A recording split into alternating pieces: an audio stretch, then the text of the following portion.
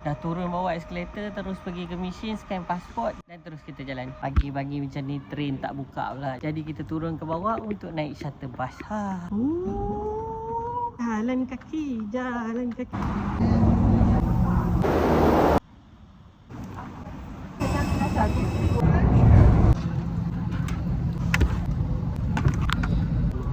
Dah naik flight, apa lagi? Take off.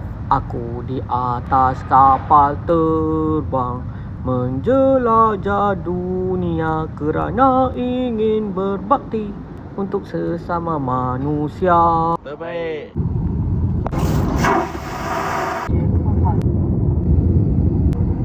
Lapor po, watak kunci, landing time.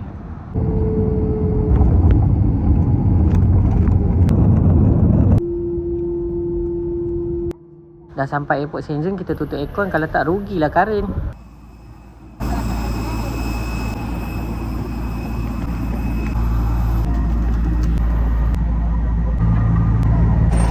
Hidup ni terlalu random. Dah selesai cop pasport kan, kita check in pula untuk flight transit domestik.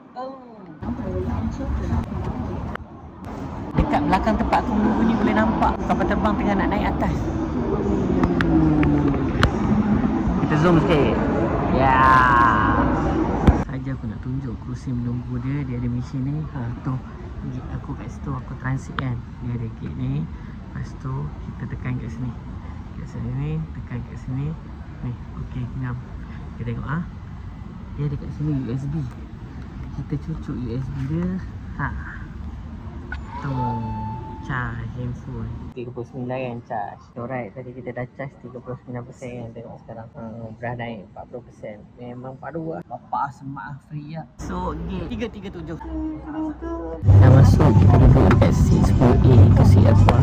Tapi aku nak tidur sudah. Flight ni lebih kurang dalam 2 jam lagi. Apa lagi kita take off. Mio tokai no sora akete Kyo Fujisu Takaku Kagaya Keba Tenchi no Seiki Hatsurat Suto. Dah tidur bangun sedar-sedar diorang bagi makanan. Tapi aku tak boleh makan daging. Aku pun makan je lah pisang yang diberi.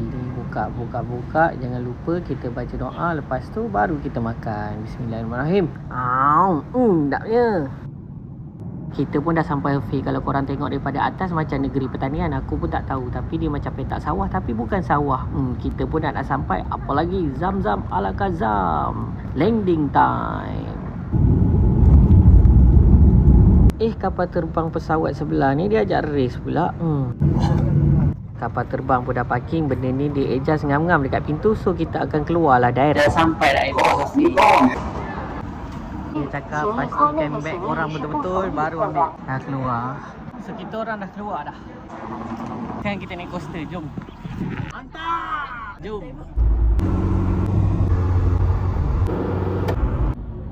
Kita pun dah selamat sampai. So jangan lupa follow aku untuk next vlog yang akan datang. Bye.